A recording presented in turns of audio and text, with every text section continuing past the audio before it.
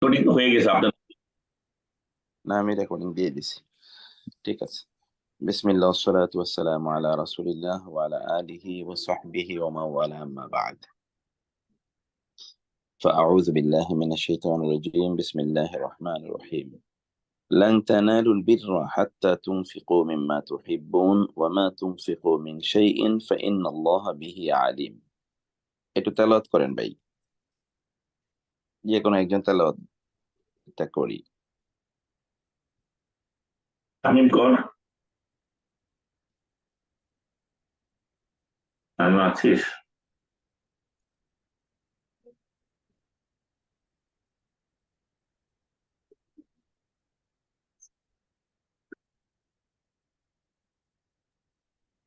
Sorry, আমার হ্যাঁ করতে পারি। আর কেউ যদি না, you can do it, right? কি কর, আমি কি আচ্ছা আমি দেখতেছি না, সরি, স্ক্রিনে নাই তো। স্ক্রিনে দিয়ে দিচ্ছি। আমি আমি জাস্ট তুই আওয়াজ দিচ্ছিস না বলে আমি একটু ইয়ে করতেছিলাম আর কি। সরি। আমি এখনই দিয়ে দিচ্ছি।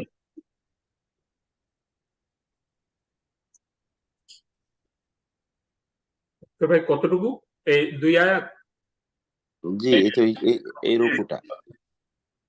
এই যে দিয়েছি আমি। আউযু বিল্লাহি মিনাশ শাইতানির রাজিম। লান তাওয়াল্লুল বিররা হাত্তা তুনফিকু লান তানালুল বিররা, লান তানালুল বিররা, এই একটু বড় করে দেন ভাই। আমার এই ফোনটা আমার আচ্ছা, আমি এই ফোনটা পড়া হয় না, ওই যে এখন অন্যটা। তুই তোর লান তুই হ্যাঁ, তোর ফোন কর, তোর কোরআন শরীফ অন কর। আচ্ছা, এটা হচ্ছে 92 92 থেকে, আলে ইমরান, রাইট? হ্যাঁ, আল ইমরানের 92 থেকে 101। মিনিট।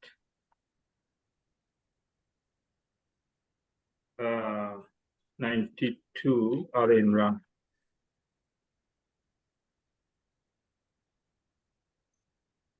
uh, 90, 91, 92. بسم الله الرحمن الرحيم. لن تنالوا البر حتى تنفقوا مما تحبون وما تنفقوا من شيء فإن الله به عليم. كل الطعام كان حلا لبني إسرائيل إلا ما حرم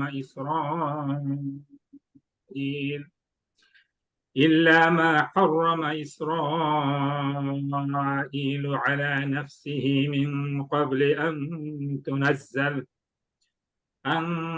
تنزل التوراة. قل فأتوا بالتوراة فاتلوها إن كنتم صادقين. فمن افترى على الله الكذب من بعد ذلك فأولئك هم الظالمون. قل صدق الله فاتبعوا ملة إبراهيم حنيفا وما كان من المشركين. إن أول بيت وضع للناس للذي ببكة مباركا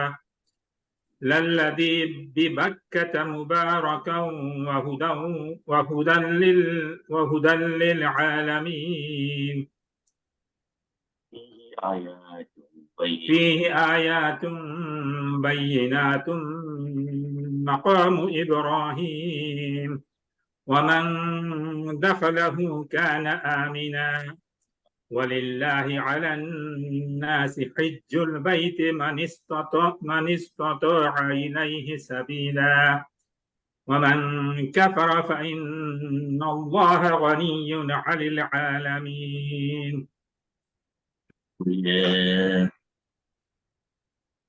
আরেকটা?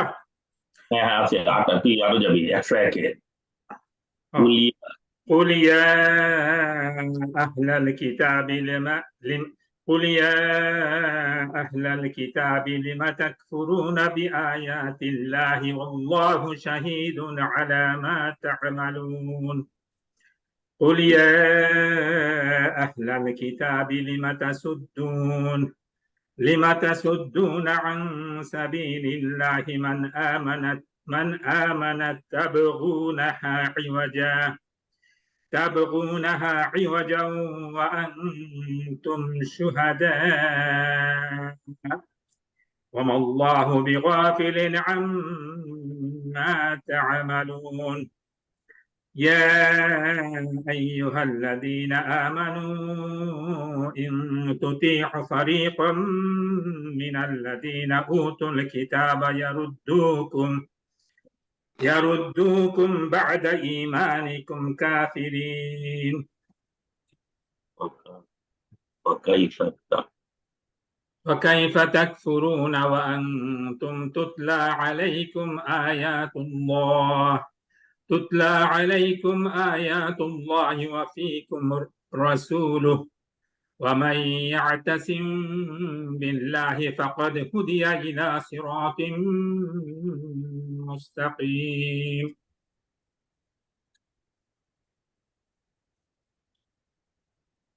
صدق الله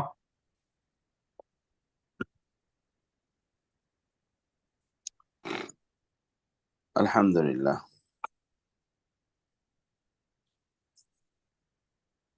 মহান আল্লাহ সুবহানাহু ওয়া তাআলা শুকর আদায় করছি, তিনি আমাদেরকে আজকের এই ক্লাসে জয়েন করার তৌফিক দান করেছেন এবং রাসূলুল্লাহ সাল্লাল্লাহু আলাইহি ওয়াসাল্লামের উপর দরুদ এবং সালাম বর্ষিত হোক। আল্লাহুম্মা সাল্লি ওয়া সাল্লিম আলা নাবিয়িকা মুহাম্মদ, আল্লাহুম্মা সাল্লি আলাইহি, আল্লাহুম্মা বারিক আলাইহি। পুণ্য, অপুণ্য, কল্যাণ, অকল্যাণ, ভালো কাজ কি, মন্দ কাজ কি, এটা নিয়ে মানুষের এক ধরনের ধারণা রয়েছে। এখন আপনি দেখবেন একদল লোক আমাদের দেশেও, আপনি দেখবেন ওই লোকগুলো খুবই ভালো, সে খুব ভালো মানুষ, সাদা মনের মানুষ, এরকম নামেও বহু লোক আপনি পাবেন। নাস্তিক, অথবা ধরুন মোরতাদ, অথবা ধরুন আল্লাহ বিদ্রোহী, আল্লাহ বিদ্বেষী, কিন্তু এদেরকে আপনি খুব ভালো মানুষ বলবে অনেক। আবার বিপরীত দিকে আপনি কিছু কিছু লোককে দেখবেন যে তারা হয়তোবা ঠিকই নামাজ রোজা করে, কিন্তু তারা অর্থনৈতিক দিক থেকে খুবই দুর্নীতি পরায়ণ। হয় মানুষের সম্পদ তারা লুণ্ঠন করে, অথবা তারা তাদের সম্পদের উপর আল্লাহ কর্তৃক নির্ধারিত যেই হিস্সা রয়েছে সেটি তারা আদায় করে না, অথবা যদি তারা আদায় করেও তাহলে সেটা লামসাম করে, সেটার কোনো প্রপার মেথডোলজি, অ্যাকাউন্টিং সিস্টেম তারা মেনটেন করে না। এই দুই ধরনের লোকের ইঙ্গিতই আল্লাহ তাআলা প্রথম আয়াতটিতে দিয়েছেন এবং দ্বিতীয় আয়াতেও সেই একই ধরনের ইঙ্গিত আল্লাহ তাআলা দিয়ে দিয়েছেন। তা হলো এক ধরনের কপট ধার্মিকতা। কপট ধার্মিকতা ইহুদিদের মধ্যে ব্যাপকভাবে বিদ্যমান। কপট ধার্মিকতা, তারা ধার্মিকতা দেখায়, কিন্তু যেটা আল্লাহ দ্বীনের মধ্যে যে ধার্মিকতার কথা আছে সেদিকে তাদের কোনো ভ্রুক্ষেপ নাই। এখানে একটা বিষয় প্রথম আয়াতে আমি বলছি, তা হলো আল্লাহ তাআলা বলছেন লান তানালুল বিররা, নেভার, তোমরা কখনোই পুণ্য অর্জন করতে পারবে, পুণ্য মানে সওয়াব অর্জন করতে পারবে না যতক্ষণ না তোমাদের প্রিয় জিনিসগুলো তোমরা আল্লাহর রাস্তায় দান করো। আর তোমরা যা কিছু কল্যাণকর দান করো আল্লাহ তো তার সম্পর্কে জানেন, ফলে তিনি সেভাবে তোমাদেরকে তার প্রতিদান প্রদান করবেন। দ্বিতীয়ত হচ্ছে ইহুদিদের কপট ধার্মিকতার কথা বলা হচ্ছে। ইহুদিরা বিভিন্ন জিনিস তাদের নিজের উপর তারা হারাম হিসেবে তারা বলতো। যেমন ইহুদিরা উট উটের মাংস যেহেতু আরবরা এবং আরবের এবং নবী এবং আমাদের নবী সাল্লাল্লাহু আলাইহি সাল্লাম উটের মাংস পছন্দ করতেন, এই জন্য ইহুদিরা উটের মাংসকে খুব অপছন্দ করত। এটা কেবলমাত্র তাদের বিদ্বেষের কারণে, কিন্তু এটাকে তারা একটা ধর্মীয় লেবাস পরিয়ে দিয়েছে। সেটি কি? তা হলো উটের মাংস আমাদের জন্য হারাম। আমরা উটের মাংস খাই না, এটা আমাদের জন্য হারাম। আল্লাহ তাআলা বললেন, না না, কুল্লু তাআম কানা হিলাল, এবং সে বলছে না এটা আমাদের জন্য হারাম কারণ আমাদের আমাদের নবী এটা আমাদের উপর হারাম করে দিয়েছেন। ইন্নামা হারামা ইসরাঈলু আলা নাফসি, ইসরাইল মানে হচ্ছে ইয়াকুব আলাইহিস সালামেরকে ইসরাইল বলা হতো। তো তিনি তার নিজের উপর যা হারাম করেছেন, বলে যে উনি আমাদের উপর এটা হারাম করে দিয়ে গেছেন, অতএব এটা আমরা খাই না। কিন্তু তিনি তো তাওরাত নাজিলের বহু পূর্বের নবী, তিনি তাওরাত নাজিল হয়েছে ঈসা আলাইহিস সালামের উপর। অতএব তারা কিভাবে নবীর উপর তারা এই মিথ্যা আরোপ করেছে, সেটি আল্লাহ সুবহানাহু ওয়া তাআলা বললেন এবং বললেন চ্যালেঞ্জ করে, ঠিক আছে তোমরা তো বলছো যে ইসরাইল এগুলো তার উপর হারাম করে নিয়েছে, এটা তো না, ইসরাইল কেবল মানে ইয়াকুব আলাইহিস সালাম কেবল কয়েকটি জিনিস তার নিজের উপর নিষিদ্ধ করে নিয়েছিল, এবং সেটাও তাওরাত নাজিল হওয়ার পূর্বের ঘটনা। তো তোমরা যেটা বলছো এটা তোমাদের জন্য হারাম, তাহলে তোমরা তাওরাত নিয়ে আসো, যদি তোমরা সত্যবাদী হয়ে থাকো। তো তাওরাতে এটা লেখা নাই। ঠিক যেমনি ভাবে এখনকার বাইবেলেও এবং এখনকার তাদের তাওরাত, এর মধ্যে আপনি অনেক কিছু দেখতে পাবেন, এমন অনেক কিছু তাদের আহ তাদের মধ্যে আপনি দেখতে পাবেন যেটা তাদের তাওরাতে নাই অথবা তাদের ইনজিলে নাই। সেই জিনিসগুলো তারা তাদের ধর্মাচার বলে তারা চালিয়ে দিচ্ছে। এমনকি খ্রিস্টানিটি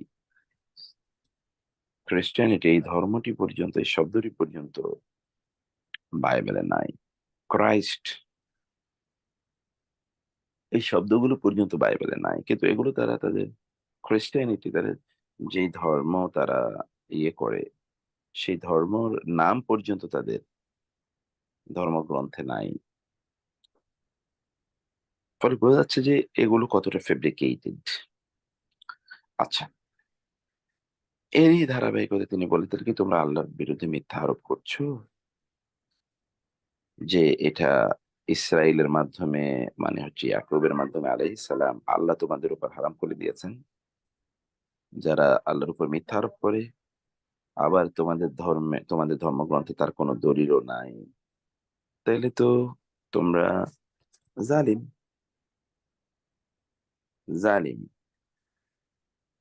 তাইলে করণীয় কি? করণীয় হচ্ছে তোমরা তো মিল্লাত ইব্রাহিম, তারও আগে ইয়াকুব আলাইসাল্লাম তো ইসাক আলাইসালামের ছেলে, ইসাক আলাইসাল্লাম হচ্ছে ইব্রাহিম আলাইসাল্লামের ছেলে। মূলত তো ধর্মাদর্শ, যে আদর্শ তোমরা অনুসরণ করছো বলে দাবি করো, এটা তো ইব্রাহিম আলাইসাল্লামের আদর্শ। আর ইব্রাহিম আলাইসাল্লাম তিনি তো ইহুদি ছিলেন না, তিনি তো খ্রিস্টান ছিলেন, বরং তিনি মিল্লাতা ইব্রাহিম হানিফা, তিনি ছিলেন হানিফা মুসলিমা, তিনি ছিলেন একনিষ্ঠ মুসলিম, তিনি তো মুশরিক ছিলেন না। এটা প্রশ্ন করা যাবে? জি ভাই, জি। এই যে আল্লাহর ডিভাইন বুকটা কখন নাজিল হয়েছে? আমাদের ইব্রাহিম আলাইসাল্লামের উপর নাজিল হয়েছিল? কোনটা? যে এদের তাওরাত ইনজিল এগুলি তো মুসা আলাহিসাল্লাম ঈসা আলাহিসাল্লামের উপর নাজিল হয়েছে। মানে প্রথম কোন গ্রন্থটা নাজিল হয়েছিল? এটা মানে এই যে ইব্রাহিম আলাইসাল্লামের কাছে কি কোনো আল্লাহর কোনো গ্রন্থ নাজিল হয়েছিল নাকি না মানে ডিরেকশন হিসেবে এসেছিল? না, ইব্রাহিম আলাইহিস সালামের উপর তো গ্রন্থ নাজিল হয়েছেই, সুহুফ ইব্রাহিম ও মুসা, এটা তো আছেই কোরআনে। সেটাই বলতে, ইব্রাহিম আলাইসাল্লামের কাছে কোন গ্রন্থটা না? আমরা তাওরাত ইনজিলের কথা শুনি, কোরআনের কথা শুনি, আর ওই গ্রন্থের নামটা কি ছিল, মানে এখানে কোনো নাম ছিল স্যার ভাই? আর আমাদের কাছে যেহেতু এই ব্যাপারে কোনো ইনফরমেশন না আছে কোরআনে, না আছে হাদিসে, আমরা কেবল জানি তার উপর সহিফা নাজিল হয়েছে। তো এই সহিফাটা কি ছিল, তার নাম কি ছিল, তার মধ্যে কি ছিল, কিছুই আমরা জানি না। তারপরে কি তাহলে ইয়াকুব আলাইসাল্লামের কাছে তাহলে ওইভাবেই নাজিল হয়েছিল? আর দাউদ আলাইসাল্লামের উপর নাজিল হয়েছিল তাওরাতের পরে একটা এরকম শুনেছিলাম, মানে আমরা তো অল্প কয়েকটা গ্রন্থের নাম কোরআনে পেয়েছি, কিন্তু এর একটা বাইরে রাসূলদের উপরে কোন কোন রাসূলের উপর আহ কিতাব নাজিল হয়েছিল? একটা জবুর জবুর নাকি আছে না স্যার? জাবুর বলে মূলত দাউদ আলাইসাল্লাম না কার উপর নাজিল হয়েছিলেন না? দাউদ আলাইসালাম। মূলত আসমানি গ্রন্থ কতটা, এই ব্যাপারে বিভিন্ন বক্তব্য আছে। এরকম একটা বর্ণনাও আছে 104টি। এই বর্ণনার খুবই স্ট্রং কোনো বর্ণনা না। 104টি আসমানি কিতাব, তার মধ্যে 4টি মৌলিক, যেটা আমরা দেখি রাসূলের উপর নাজিল হয়েছে, এবং মুসা আলাইহিস সালামের উপর, ঈসা আলাইহিস সালামের উপর, এবং দাউদ আলাইহিস সালামের উপর 4টা, তাওরাত, জাবুর, ইনজিল, কোরআন। আর বাকিগুলো ছিল সাহিফা। সাহিফা আদম আলাইহিস সালামের উপর নাজিল হয়েছে, ইব্রাহিম আলাইহিস সালামের উপর নাজিল হয়েছে সহিফা, নূহ আলাইহিস সালামের উপর নাজিল হয়েছে। এরকম বিভিন্ন সময় সহিফা নাজিল হয়েছে। এগুলো বিভিন্ন জায়গায় দেখা যায়। তো আমরা এর বাইরে আর কিছুই জানি না। মুক্তার ভাই, এই সহিফাগুলা ভেরি ব্রিফ ছিল মনে হয় না? ডিটেলস তো আমাদের কোরআনে সবচেয়ে বেশি ডিটেলস সহিফাতে মেইনলি কি ঈমান, ওইটার উপর আল্লাহর এর উপরে বলা হয়েছে, বাট নামাজের বা অন্য কিছু আমাদের যেটা কোরআন শরীফে এক্সট্রা যেগুলো আছে ওগুলো তো হয়নি। না, আমরা যেহেতু আমরা ওই ব্যাপারে কিছুই জানি না, এই জন্য আমাদের কিছু বলা আচ্ছা সম্ভব না। আচ্ছা মানে কিছু বলতে গেলে সেটা আন্দাজে বলা হয়ে যাবে, আর আন্দাজে আমরা এর উপর আচ্ছা তো মানে এর উপর তো আমরা কিছু বলতে পারছি না। সমস্যাটা হলো এটা, কোরআন তো মানে ওই মানে গায়েব, তো গায়েবের ইস্যু হওয়ার কারণে কিছুই বলার কোনো সুযোগ নাই। আল্লাহ রাসূল না বললে আর কিছুই বলতে পারি না আমরা। আচ্ছা তো যাই হোক, আমরা যেটা বলছিলাম তা হলো উম, এরপরে যেই ইস্যুটি, আল্লাহ কথা, আমাদের প্রত্যেককেই কি করতে হবে? আমাদের প্রত্যেককেই ইব্রাহিম আলাইহিস সালামের আদর্শ মেনে চলতে হবে। এরপরে আল্লাহ তাআলা ইব্রাহিমের আদর্শের একটা উদাহরণ দিলেন। তা কি? ইব্রাহিম আলাইহিস সালাম তিনি বাইতুল্লাহ নির্মাণ করেছেন। ইন্না আউওয়ালা বাইতিন উদিয়া লিন-নাস লাল্লাযী বিবাক্কাতা মুবারাকান ওয়া হুদাল লিল আলামিন। আল্লাহ তাআলা বললেন,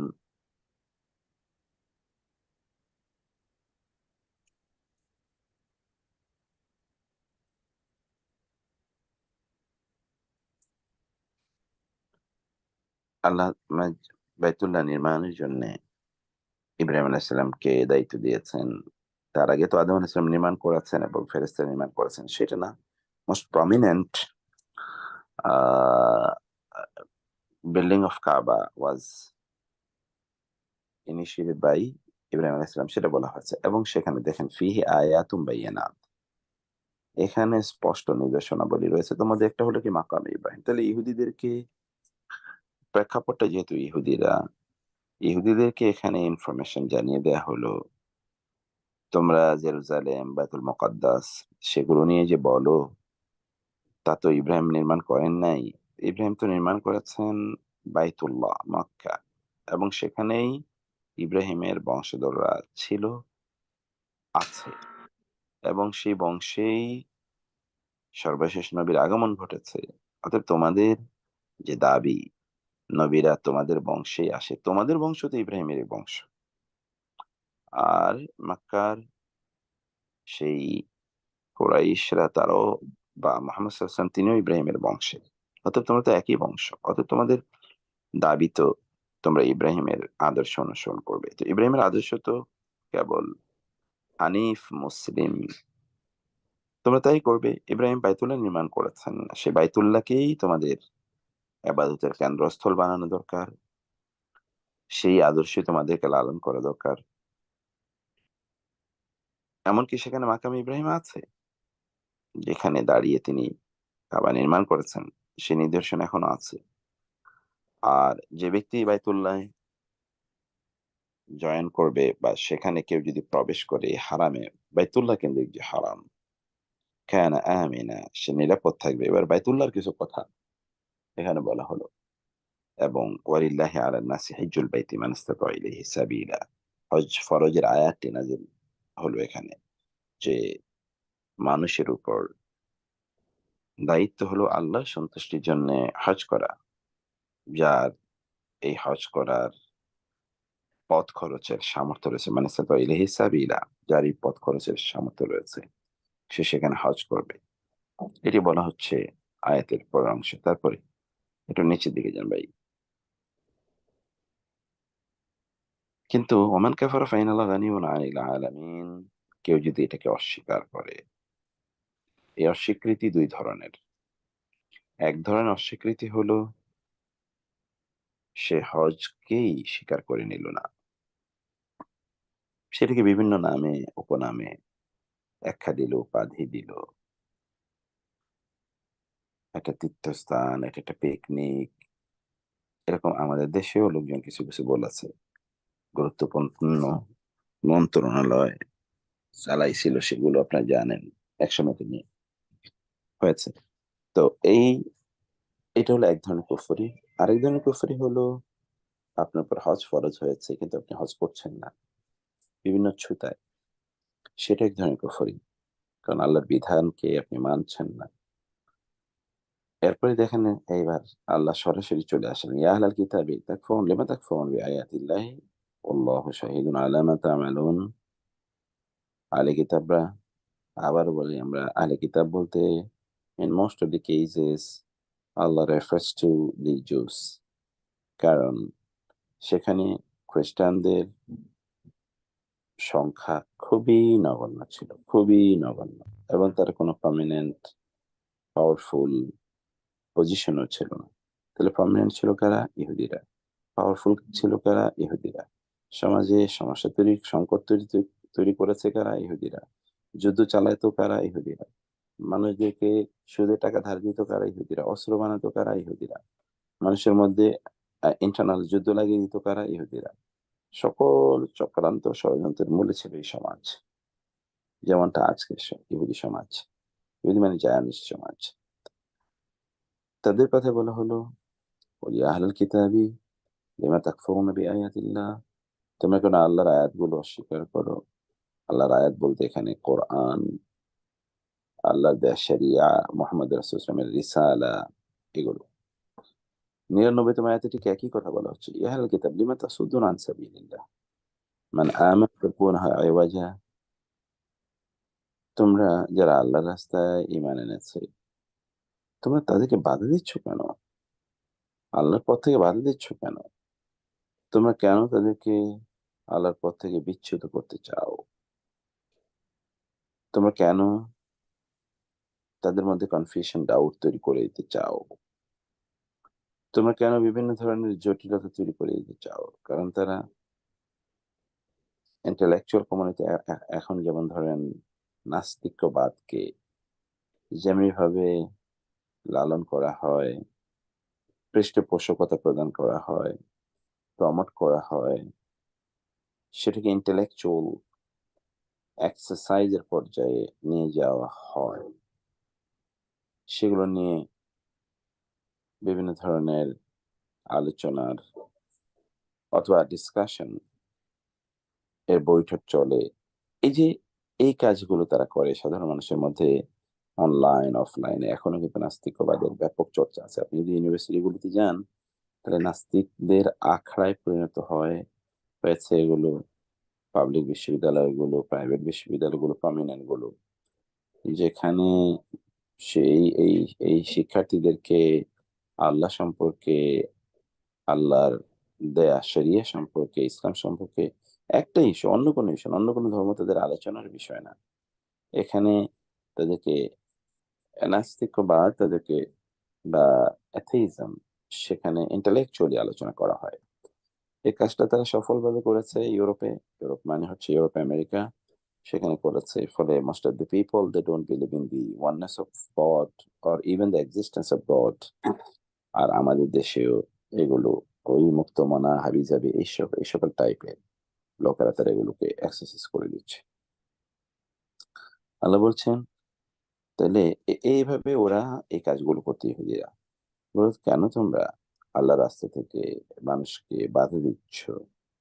তবে ও না যা তোমরা তার মধ্যে বিভিন্ন ধরনের বক্রতা তোমরা তালাশ করছো। এই যে কথা আমরা বলছি, আপনার মধ্যে কনফিউশন তৈরি করে দেবে, ডাউট তৈরি করে দেবে। ইসলামের কোনো বিষয় নিয়ে আপনার মধ্যে আরো এই তৈরি করে দেবে। আচ্ছা, আমাদের একজন স্রষ্টার দরকার কি? আচ্ছা, আমরা তো এমনি আছি, আমরা তো ঠিক মতো চলছি, এভরিথিং ইজ রান ন্যাচারালি, তাহলে আবার এখানে স্রষ্টা লাগবে কেন? সে স্রষ্টা দেখতে কেমন আছে তুমি কখন দেখেছো? আচ্ছা, ওনার কথা কেন আমাদেরকে চলতে হবে? ওনার দেয়া আইন অনুসারে আমাদেরকে কেন চলতে হবে? এই তো কার হাজারো প্রশ্ন। আচ্ছা, মরার পরে কি হবে সেটা দেখা যাবে। মৃত্যুর পরে কবর, ছোট্ট একটা কবরে মানুষ আবার শাস্তির মুখোমুখি হবে। এখানে আবার ফেরেশতা আসবে, জিজ্ঞাসাবাদ করবে। এগুলো সব হচ্ছে religion is the fame of the people. এরকম কথাই হয়তো বা আপনাকে, আমাকে বা আমাদের বাচ্চাগুলোকে বলা হয় এই সার্কেলে। সেটাই আল্লাহ তাআলা বলছেন, লিমা তাসুদ্দুনা আন সাবিলা তাবগুনা আইওয়াজা। এখানে বকরা তোমরা ওয়ান্তুম তাশহাদুন, তোমরা কিন্তু জানো, ওয়ান্তুম শুহাদা, তোমরা কিন্তু জানো তোমরা যা বলছো এগুলো সব মিথ্যা। নিচে যান ভাই। এরপরে কি? মুক্তার ভাই, প্রশ্ন ছিল, হ্যাঁ আচ্ছা ভাই, সোহেল, বলতে পারি? বলেন ভাই। শুন, বাক্কা উল্লেখ করা হয়েছে, এটা কি তখন কি মক্কার নাম কি বাক্কা ছিল কিনা? মক্কার নাম বাক্কা, মক্কার নাম মাক্কা। মাক্কা এবং বাক্কা দুইটাই, মাক্কা এবং বাক্কা দুইটাই বলা হয়। আচ্ছা, আরেকটা জিনিস, আপনার কোন কোন জায়গায় ইব্রাহিম আলাইহিস সালামের নাম আব্রাহাম লেখা হয়েছে, কোথাও কোথাও ইব্রাহিম লেখা হয়েছে। এখন দেখেন, অ্যাকচুয়ালি কোনটা ইংরেজি অ্যাকসেপ্টেবল? ইংরেজি জি জি, ইংরেজিতে ওই যে 95 নম্বর আয়াতের ইংলিশ ট্রান্সলেশনে আব্রাহাম লেখা হয়েছে। এটা আব্রাহাম, ওই যে ইংলিশ ট্রান্সলেশনে, ইংলিশ ইংলিশে আছে। এক্স্যাক্টলি, ইংরেজিরা তো এখানে কিন্তু মানে আমরা যদি আরবিক তো নাই। কোরআনের তর্জমা করি তাহলে তো এটা ইব্রাহিম পড়া উচিত মনে হয় নাকি? পড়া উচিত। ওই কোরআনের অনুবাদ করতে গিয়ে কখনো কখনো ভুলে আব্রাহাম হয়ে গেছে, ওই ইংরেজি নামটা রয়ে গেছে। আচ্ছা, আরেকটা জিনিস যেটা একটু সিরিয়াল বাংলা এবং ইংলিশের একটু কিছুটা ভুল হয়েছে, মানে 95 জায়গায় 96 হয়ে গেছে। এটা খেয়াল করছেন কিনা? এটা বাংলা অনুবাদে না? বাংলা আর ইংলিশ অনুবাদে সিরিয়াল নাম্বারটা একটু এক পার্থক্য হয়ে গেছে কোন কোন জায়গায়। যেমন 96 আয়াত, বাংলাটার ইংলিশ যখন করা হয়েছে ওখানে 97 চলে এসেছে। ওটাতে ওই যে টাইপিং একটু মিস্টেক আছে যে ভাই, হ্যাঁ হ্যাঁ, করে দেবেন, আমি ঠিক করে দেবো। তো ভাই জাস্ট একটু আজাদের সাথে অ্যাড করতে যাচ্ছিলাম যে আমি রাসূলুল্লাহ সিরাতে মানে ইব্রাহিম আলাইহিস লাইফ অফ প্রফেট এর মধ্যে ওই যে একটা বই পড়তেছিলাম আর কি। তখন ইব্রাহিম আলাইহিস সালামকে যখন আল্লাহ সুবহানাহু ওয়া তাআলা ওই ওই ওনার বিবি হাজরাকে ইসমাইল আলাইহিস সালাম সহ যখন পাঠিয়েছিলেন, তখন এই বাক্কা নামক জায়গা, এই বাক্কা শব্দটা ওইখানে আসছিল আর কি, শুনেছিলেন, পড়েছিলাম আর কি। হ্যাঁ বাক্কা ওই, এবং কিতাবেও নাকি বলা হয়েছিল যে এই অন্য আহলে কিতাবের অন্য কিতাবে যেটা বলা হয়েছিল, এই ওয়াক্কা নামে জায়গা এটা উল্লেখ করেছিল, যেখানে আহমদ নামের এক শেষ প্রফেট আসবেন, এই ধরনের। এটা কি জাস্ট একটু আপনার কাছে একটু কনফার্মেশন চাচ্ছিলাম। কথা নাকি ঠিক। সূরা সফ। হ্যাঁ হ্যাঁ, কথা এটাই। মানে এখানে আপনার এই মাক্কার দুটো নামই লিটারেচার গুলোতে আছে, মাক্কা এবং বাক্কা। মাক্কা এবং বাক্কা এই দুটো নামই এই লিটারেচারে আছে।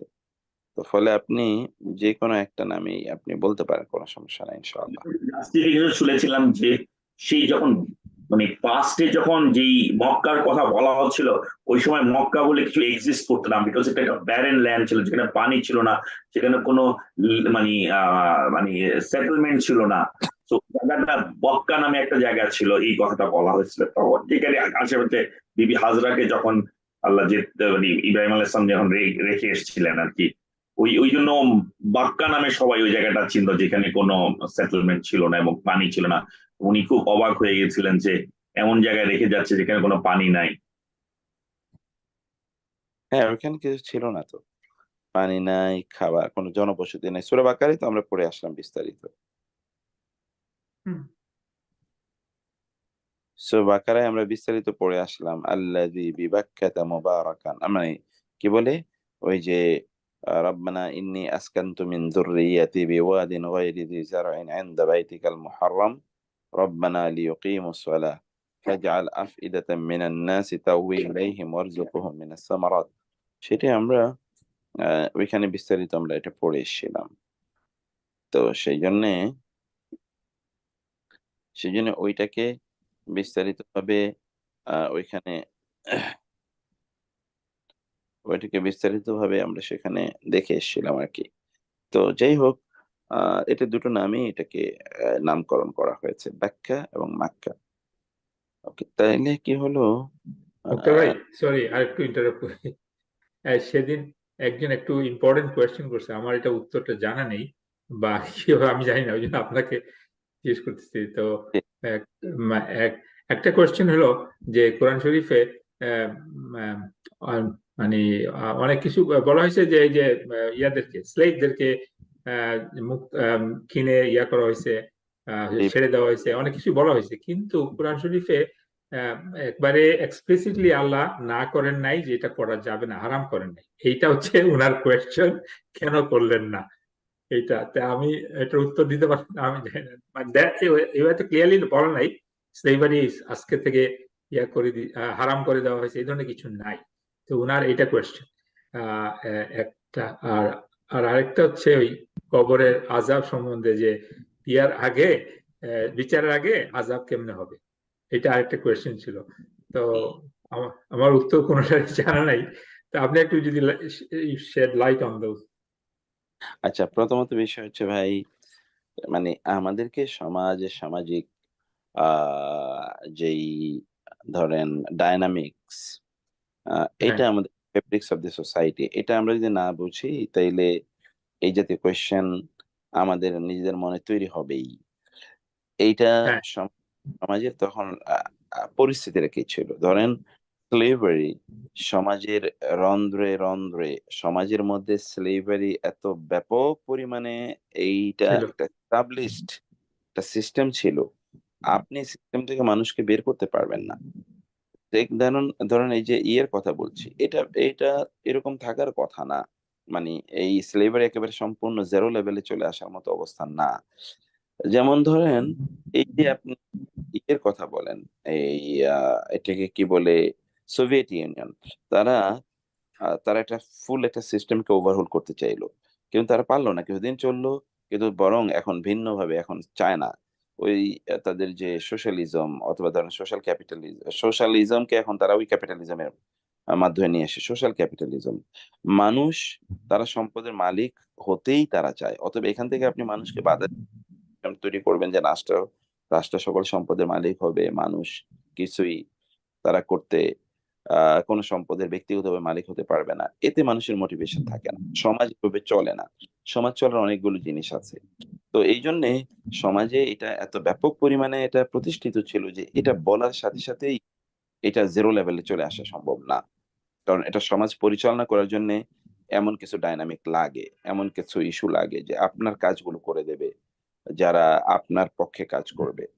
আ এই সিস্টেমটা সর্বদাই এই সিস্টেমটা জারি ছিল। সেই কারণে রাসূলুল্লাহ সাল্লাল্লাহু আলাইহি ওয়াসাল্লাম গ্র্যাজুয়ালি এটা যেন সমাজে না থাকে, এইজন্য তিনি গ্র্যাজুয়ালি এইটার জন্যে মানে এমানসিপেশন অফ দ্য স্লেভ অনেকগুলো ইয়ে করেছেন। আপনি যেন কোরআনের যেকোনো কাফারা, যেকোনো অপরাধ, এই অপরাধের কম্পেনসেশনের সাথে দেখবেন কোনো না কোনো ভাবে আও তাহরিরু রাকাব আও তাহরিরু রাকাব, অথবা মানে মানুষ মুক্তি করা, দাস মুক্ত করা, দাস মুক্ত করা, যে কোনো অপরাধের সাথে এটা হতে পারে যে এটা হতে পারে এমনকি রোজা যদি কেউ না রাখে, এমনকি কেউ যদি মিথ্যা কোনো শপথ করে, এরকম কত কাজে সবগুলো দেখবেন কোনো না কোনো ভাবে রকাবা করে দেওয়া হয়েছে। এবং এই কারণে মুসলিম সমাজে মানে মক্কা এবং মদিনায় পরবর্তীতে আমরা স্লেভারিটা দেখেছি প্রায় একেবারে জিরো লেভেলে চলে এসেছিল। আর দ্বিতীয়ত আমরা যারা এই স্লেভারির বিরুদ্ধে যারা কথাবার্তা বলে, এই যে আমেরিকান সোসাইটি পর্যন্ত, সেখানে আমরা দেখেছি স্লেভারি প্রথাকে এটাকে তারা চেরি তারা লালন করেছে বা এটাকে তারা পরিচালনা করেছে। তাইলে সমাজে এখন আসলে মূল সমস্যাটা কি? Slavery is not a problem বা slavery is not an issue. মূল ইস্যুটা কি? মূল ইস্যুটা হচ্ছে how do you deal with them. Employment, প্রত্যেক কিছুর মালিক হবে না, কেউ না কেউ কারো অধীনে চাকরি করবে। এখন আমরা যদি বলি যে না এই প্রথাই থাকবে না, সবাই জিনিসের মালিক হবে আহ, আর অন্যরা তাদের অধীনে চাকরি করবে, এরকম হবে না। প্রত্যেকেই জিনিসের মালিক হবে অথবা কেউ মালিক হবে না, মানে একটা এক্সট্রিম সিচুয়েশন। কেউ মালিক হবে না অথবা প্রত্যেকেই কি সমান পরিমাণে মালিক হবে। রাষ্ট্র একটা সিদ্ধান্ত নিল যে সবাইরই সমান পরিমাণ টাকা, সবার টাকা পয়সা সব নিয়ে তারপরে সবাই সমান পরিমাণ টাকা ভাগ করে দিল, অথবা সবার টাকা ছিনিয়ে নিয়ে তার প্রত্যেকেরই মাস শেষে একটা মাসোহারা দিল, কিছু ফ্যাক্টরি তৈরি করলো, মাসোহারা দিল। এটা যেমন ভাবে সমাজকে পরিচালনা করার জন্য এটা একটা ভয়াবহভাবে একটা বাজে সিস্টেম, ঠিক এইটাও একটা বাজে সিস্টেম। আপনি মানুষের যে অধিকার আছে সেই অধিকার তাকে প্রদান করেন। তার এই এই এই এই ফ্রিডম বা তার স্লেভারি, এইটা এটা কোনো সংকট না।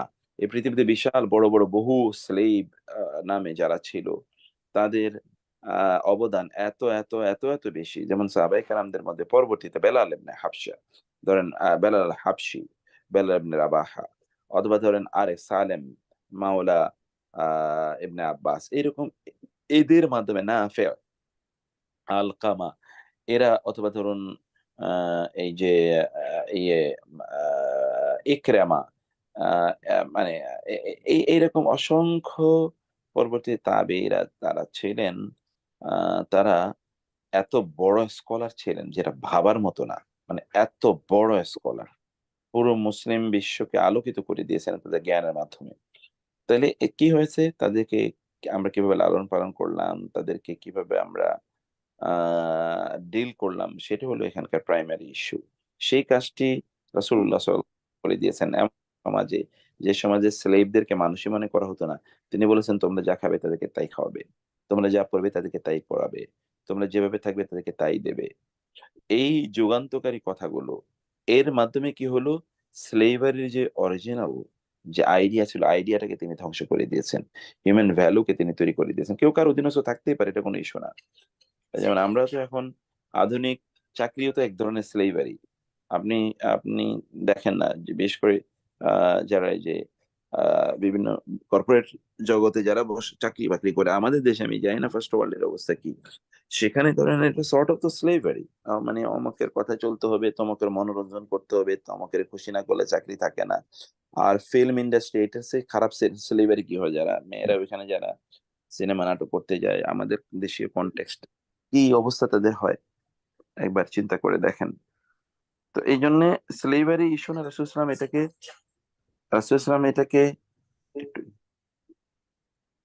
রাসূলুল্লাহ সাল্লাল্লাহু আলাইহি ওয়াসাল্লাম এটাকে ইয়ে করার জন্য এটা অ্যাবলিশ করার জন্য রাসূল ইসলাম অনেকগুলো পদ্ধতি দেখিয়েছেন। একবারে এটা বললেই সমাজটা ভেঙে পড়তো, কারণ কাজের যে সিস্টেম আছে এই সিস্টেমটাকে আপনি একসাথে ইয়ে করে দিতে পারবেন না। আবার মানুষের ধরেন যে প্রকৃতি যে নেচার তৈরি হয়েছে, সে নেচার থেকে আপনি একবারে বের করে নিয়ে আসতে পারবেন না। এত বিশাল বড় একটা জনগোষ্ঠী যারা স্লেভারির মধ্যে আছে, তাদেরকে একবারে আপনি বের করে দিলে, স্বাধীন করে দিলে যে না এখন থেকে থাকবে না, তখন তাদের কাজ কি হবে, তারা সমাজে কিভাবে চলবে? এতদিন তো তারা অন্যের অধীনস্থ ছিল, তারা তাদেরকে পরিচালনা করেছে, তো কিভাবে হবে? সমাজের যেই ধরেন সিস্টেমটাই ভেঙে পড়তো। সেই জন্য রাসূল ইসলাম অনেকগুলো সিস্টেম এখানে ইয়ে করে দিয়েছেন, যার কারণে ধীরে ধীরে গ্র্যাজুয়ালি স্লেভারি প্রথা এটা উঠে গেছে, অথবা যদিও স্লেভ যারা ছিল তারা তারা ধরেন তাদের বিশাল বড় ব্যক্তিতে তারা পরিণত হয়ে গেছে। মামলুকদের ইতিহাস আমরা জানি, মামলুকরা কিন্তু রাজত্ব পরিচালনা করেছে বিভিন্ন জায়গায়। মামলুক যেমন আমাদের এই সাবকন্টিনেন্টও কিন্তু মামলুকদের রাজত্ব ছিল অনেকদিন পর্যন্ত, এবং আফ্রিকাতে মামলুকদের রাজত্ব ছিল। মামলুক মানে হচ্ছে কৃতদাস, কৃতদাসদের রাজত্ব পর্যন্ত ছিল, মানে তারা পর্যন্ত সম্রাট হয়েছে, এরকম ঘটনা আছে। আর যে বড় বড় স্কলার হয়েছে এর তো কোনো অসংখ্য, মানে অগণিত, মুসলিম বিশ্বকে কাঁপিয়ে দেওয়ার মতো এটা হয়েছে। এটা তাহলে কিভাবে হয়েছে? ওই যে যাদের অধীনস্থ ছিল তারা তাদেরকে সন্তানের মতো করে লালন করেছে, তাদেরকে তারা শিক্ষিত প্রশিক্ষিত করেছে। মূলত হলো আপনি তার অধিকারটা কিভাবে দিচ্ছেন, সেটা হচ্ছে মৌলিক বিষয়। স্লেভারি যেটা একটা কনসেপ্ট, জাস্ট, আর কিছু না। আরেকটা 2 নম্বর কি যেন আর কি ছিল ভাই? ও ভাই জাস্ট উনি জিজ্ঞেস করতেছিলেন ও কবরের যে আচ্ছা, আজাব কবরের আজাব কবরের সম্বন্ধে বলা হ্যাঁ। হচ্ছে। হ্যাঁ, প্রশ্ন হচ্ছে যে আমরা যখন কবরের আলোচনা করি, এই কবরের আলোচনা এটা কি দুনিয়ার কোনো ইস্যু নাকি এটা আখেরাতের ইস্যু? এটা কি গায়েবের কোনো ইস্যু নাকি শাহেদের কোনো ইস্যু? এটা গায়েবের ইস্যু, শাহেদের ইস্যু না, যেটা আমরা চোখ দিয়ে প্রত্যক্ষ করতে পারি। এখন কোন মানুষ তিনি যখন কবরের আযাবের কথা প্রশ্ন করবেন, তাহলে তো তিনি জান্নাতও নিয়ে প্রশ্ন করতে পারেন, জাহান্নাম নিয়ে প্রশ্ন করবে, কোথায় এত বড় জাহান্নাম, কোথায় এত বড় জান্নাত, আসলে আছে কই এগুলো? এই যে একটা জান্নাত, যদি ধরেন যে ব্যক্তি সর্বশেষ জান্নাত যাবে, তাকে পৃথিবী 10 গুণ পৃথিবীর মতো তাকে জান্নাত প্রদান করা হবে, এই যে জান্নাতে এইরকম এরকম এরকম থাকবে, আসলে এটা কোথায়? পৃথিবীতে কোথাও তো দেখতে পাচ্ছি না। তাহলে আসমানে, আসমানে তো কোথাও কোনো জনবসতি কোথাও খুঁজে পাওয়া যায় না, তাইলে বিজ্ঞান খুঁজে বের করতে পারছে না, তাইলে কি? এরকম হাজারো কোয়েশ্চেন উই মে রেইজ, এরকম অসংখ্য প্রশ্ন তৈরি করতে পারি আমরা। এগুলো গায়েবের ইস্যু, এটা আল্লাহ এবং আল্লাহ রাসূল যা বলেছেন তার বাইরে কোনো কথা নাই। 2 নম্বর বিষয় হচ্ছে যে, কেউ কেউ বলতে পারেন যে তাইলে তো বিচারই শুরু হলো না, তাহলে শাস্তি আগ থেকে হলো কেন? বিচারই শুরু হলো না, এই কথাটা বলছে কে? যিনি বলছেন তিনি এটা তার আরোপিত নিজের একটা বক্তব্য বানিয়ে তিনি বলেছেন। বিচার শুরু হয় না বলেছে কে? বিচার তো তার মৃত্যু থেকে শুরু হয়। মৃত্যু যখন হয় তখন একজন ব্যক্তির যখন মৃত্যু হয়, ভালো মানুষের মৃত্যু হয় একরকম, মন্দ মানুষের মৃত্যু হয় একরকম। আমরা ফিজিক্যাল কিছু কষ্টের জিনিস হয়তো বা দেখতে পাই, যেমন ধরেন একজন ভালো মানুষ তিনি তো এরকম করতেছেন। আস্তে। হুম।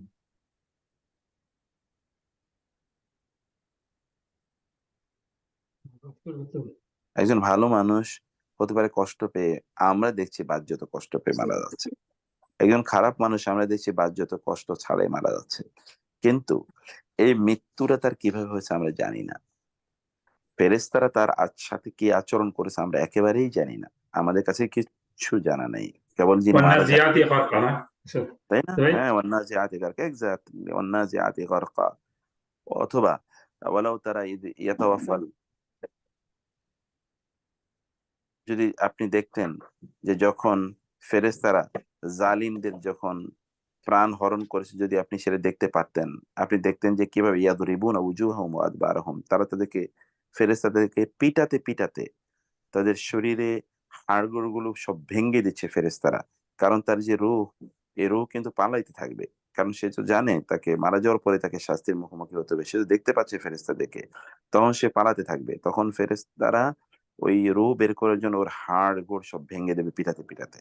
আপনি হয়তো বা দেখতে পাচ্ছেন না, ওই অনুভূতি হয়তো আমাদের মাঝে নাই, মানে আমরা তো এটা বুঝতে পারছি না। ওই ব্যক্তি অথবা যন্ত্রণা। আহ আ- ওই ওই প্রাণ। ব্যক্তি অথবা সেরকম কোনো আচরণও আমরা তার লক্ষ্য করতে পারছি না, তাহলে তার তো পানিশমেন্ট আগ থেকেই শুরু হয়ে যাচ্ছে। এমনকি আমরা যেটা জানি, যে মারা যায় তার সামনে কিন্তু জান্নাত অথবা জাহান্নাম উপস্থাপন করা হয়, সে দেখতে পায় যে সে কোথায় যাচ্ছে, তাই না? এবং হাদিসে এসছে, যখন তাকে কবরস্থ করা হয় তখন ফেরেশতা আসে, ফেরেশতা এসে তাকে বসায় এবং তাকে প্রশ্ন করে, "আচ্ছা, কোথায় বসায়, কেমনে প্রশ্ন করে? এ তো মারা গেল।" তাহলে কিভাবে ফেরেশতারা এই ছোট্ট কবরের মধ্যে যেখানে মাটি দিয়ে চাপা দেওয়া হয়েছে, আবার যদি আমরা বলি যে যাকে পুড়িয়ে দেওয়া হলো অথবা বিভিন্ন ধরনের প্রাণী তাকে খেয়ে ফেলেছে, তাহলে এই সকল ব্যক্তিদের যারা পুড়ে গেছে তাদেরকে আবার ফেরেশতারা কিভাবে বসায়, তারে পাই কোথায়? তাহলে এরকম হাজারো কোয়েশ্চেন আমরা কিন্তু তৈরি করতে পারি। ইস্যুটা যেহেতু গায়েবের ইস্যু, আমাদের কিছুই জানার নাই। 2 নম্বর বিষয় হলো যে কবরের শাস্তি, এটা এটা কিন্তু চূড়ান্ত শাস্তি না। কবরের শাস্তি এটা চূড়ান্ত শাস্তি না। এটা চূড়ান্ত শাস্তি না, কারণ কি? কারণ যে কবরের শাস্তি বিভিন্ন কারণে হয়ে থাকে, কিছু অপরাধের কারণে কবরের শাস্তি হয়। এটা জাহান্নামের শাস্তি না। লোকে কবরের শাস্তি পেলেই যে জাহান্নামে যাবে, নট নেসেসারিলি। কবরের শাস্তি পেলেই জাহান্নামে যাবে, নট নেসেসারিলি। যেমন কবরের শাস্তি কেন হয়? নামিমায়ের কারণে, চগলখড়ির কারণে। চগলখড়ি তো একটা কবিরা গুনাহ। চগলখড়ির কারণে ব্যক্তি চিরস্থায়ী জাহান্নামে হবে না, কিন্তু তিনি জাহান্নামী হবেন কিছু সময়ের জন্য, অথবা কবরের শাস্তি তার জন্য শেষ। এটা এরপরে আর তার শাস্তি হবে না। আমরা জানি না, এর বাইরে আর কিছুই জানি না। আবার যেমন ধরেন, যে ব্যক্তি পেশাব পায়খানা করার সময় সাবধান থাকতো না, এগুলোর ছিটে ফোঁটা তার শরীরে গায়ে চলে আসতো এবং সেগুলো থেকে পবিত্র থাকতে পারতো না, এই সকল ব্যক্তিদের কবরের শাস্তি হবে। মানে বিভিন্ন কারণে কবরের শাস্তি হবে, কয়েকটা কারণে। তো এর বাইরে তো আর না। সে কারণে কবরের শাস্তিকে, এটাকে বিভিন্ন এরকম ছুতায় কবরের শাস্তিকে অস্বীকার করা, এটি হচ্ছে এখন ধরেন কেউ কেউ বলবে যে কোরআনে তো নাই। কোরআনে তো আপনি সবকিছুর বিস্তারিত বিবরণ পাবেন না। কোরআন মূলনীতি কেবলমাত্র বর্ণনা করে। যেমন আন্নারু ইউরাদুনা আলাইহা গুদুওয়ান ওয়া আশিয়্যা, সকাল এবং সন্ধ্যায় তাদেরকে শাস্তি প্রদান করা হবে।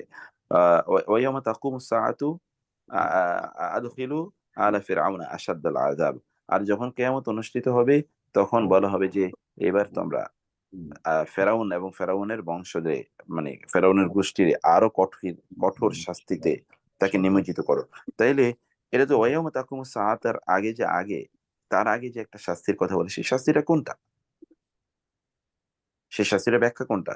সেটা কবরের শাস্তি। বলবে যে না, তাকে মৃত্যুর সময় ওই যে ডুবিয়ে মারা হয়েছে সেই শাস্তি। তো এইটা একটা মন গড়া ব্যাখ্যা। এটা হলো মন গড়া ব্যাখ্যা, আর ওটা হলো সুন্নাহর ব্যাখ্যা, হাদিসের ব্যাখ্যা। তাহলে আমরা কোন ব্যাখ্যা নেব? এই এক যাদের কোরআন এবং সুন্নাহ সম্পর্কে ভাষাভাষী কিছু নলেজ আছে, কিছু বুঝেছে, নিজের মন গড়া কিছু ব্যাখ্যা করেছে, তাদের কথা, নাকি শত শত বছর পর্যন্ত মুসলিম স্কলাররা ধারাবাহিকভাবে রাসূলের এবং সাহাবায়ে কেরামের মাধ্যমে যে ব্যাখ্যা আমাদের সামনে দাঁড় করিয়েছেন সেটা? যেহেতু গায়েবের ইস্যু, আমি এবং আপনি বসে গায়েবের ইস্যু সম্পর্কে আমরা কোনো সমাধান করতে পারি? আমরা ১,০০০ কোটি লোক কোনো এক জায়গায় বসে আমরা জান্নাত কেমন হবে তার কোনো ধারণা তৈরি করতে পারবো, যদি না আমরা কোরআন এবং হাদিস থেকে সেখানকার কোনো তথ্য নিতে পারবো না। সেজন্য আমাদেরকে এই যারা এগুলো নিয়ে ধরেন প্রশ্ন করে, কেউ তো প্রশ্ন করে জানার জন্য, আর একদল আছে এরা ভয়াবহভাবে পথভ্রষ্ট। এরা আহলে কোরআন বা কোরআনিস্ট বলে নিজেকে দাবি করে। এরা মনে করে যে হাদিস লাগবে না, হাদিসের কোনো প্রয়োজন নেই। এবং এদের সবকিছু বিকৃত। তারা একটা নতুন একটা আত্মতুষ্টিতে তারা ভোগে, এবং শয়তান তাদেরকে পথভ্রষ্ট করে দিয়েছে। ওয়াযায়্যানা লাহুম শাইতানু আমালাহুম, শয়তান তাদের কাজগুলো তাদেরকে সুন্দর করে দিয়েছে। তাদের আপনি আচার-আচরণ এবং তাদের চেহারা সুরত, তাদের কথাবার্তা, এগুলো সবকিছুর মধ্যে দেখবেন আপনি এক ধরনের বিকৃতি আছে, তাদের মন গড়া। এবং এই মন গড়া যারা কয়, এরা কারা? এরা এক অল্প কিছু গোষ্ঠী, এবং তারাই সত্যবাদী বলে তাদের নিজেকে দাবি করে।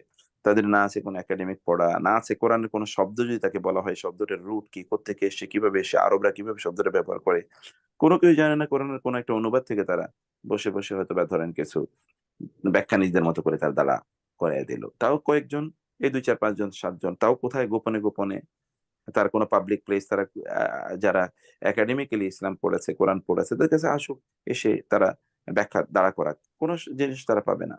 যেমন ওই দিন আপনি দেখেছেন বলা হচ্ছে যে যে কুকুরের মাংস যে হারাম, এটা কোরআনে কোথায় আছে? বলবে যে মূলনীতি বলা আছে। তাহলে মূলনীতি তো আমরা সেই মূলনীতির কথাই তো বলছি, যে কোরআনে শুধু মূলনীতি দেয়া আছে। যেমন আন্নারু ইউরাদুনা আলাইহা গুদুওয়ান ওয়া আশিয়্যা, এই এর ব্যাখ্যা কে করে দিয়েছেন? এর ব্যাখ্যা দিয়েছেন তিনি, যার উপর কোরআন নাযিল হয়েছে, তিনি ব্যাখ্যা দিয়েছেন। মুক্তা ভাই, একটা ফলো আপ কোশ্চেন করি ওটার উপরে। জি ভাই, প্লিজ। আমাদের বন্ধুদের মধ্যে একটা তাফসীরের ক্লাসে, এটা গত সপ্তাহে হচ্ছিল আলোচনাটা, যে কবর হয়ে যাওয়ার পরে, যখন বিফোর দি মেইন আমাদের যখন হিসাব নিকাশ হবে, তার আগে মানুষরা যারা পুরা জান্নাতি না কিন্তু খুব খারাপ লোক না, তারা এমন একটা উচ্চ স্থানে থাকবেন, এবং তারা দেখতে পাবে যে তাদের বন্ধু বান্ধব যারা জান্নাতি তারা যাচ্ছে, তাদেরকে দেখে ওরা খুশি হবে, কিন্তু আল্লাহ তাদেরকে কষ্ট দিবে না, with the hope the one day they will make it. এই ভাবটা বা এই ঘটনাটা কি কবরের মধ্যে হচ্ছে, না আফটার কবর বিফোর দি মেইন, যখন আমাদের হিসাব নিকাশ হবে তার মধ্যে টাইম পিরিয়ডটা কোন জায়গায়? আমি সূরাটার নাম ভুলে যাচ্ছি। দেয়ার ওয়াজ এ সূরা দ্যাট উই ডিসকাস। এটা সিভিলাইজেশনে ছিল, এটা আরাফ বলে একটা জায়গা আছে, বিচারের পর আরাফ আরাফ আরাফ। যার নামে লাস্ট ক্লাস খতিয়েতে তাফসীরে বলছিলাম। মুক্তার ভাই ওইটা একটু শুনতে তাহলে বলেন। ভাই, আমার কোশ্চেনটা হলো যে এই টাইম পিরিয়ডটা কখন? এটা কি ডিউরিং আওয়ার কবর না আফটার আওয়ার কবর, বিফোর উই গো টু জান্নাত অর দোজখ? Thank you.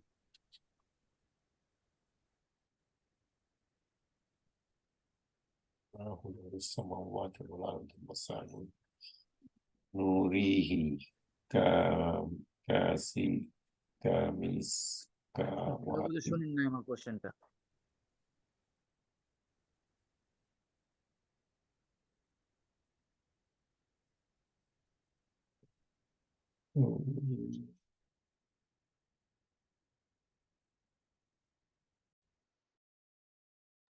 তাই না? উনি বোধহয় ড্রপ করে গেছে, তাই না? মনে হয় উনি ড্রপ করে গেছেন। তুই এমন প্রশ্ন করলি উনার কানেকশনে চলে গেছে। আমার প্রশ্নটারই দোষ। জিওর প্রশ্নে কানেকশনই চলে গেছে। যে আমি বলি ওই যে এটা লাস্ট শিবলির ক্লাসে ছিল, আমি জয়েন করছিলাম। ওই হ্যাঁ। ওই স্পেসটার নাম হলো আরাফ। আরাফ বলে সূরা আরাফ। সূরা আরাফে আছে।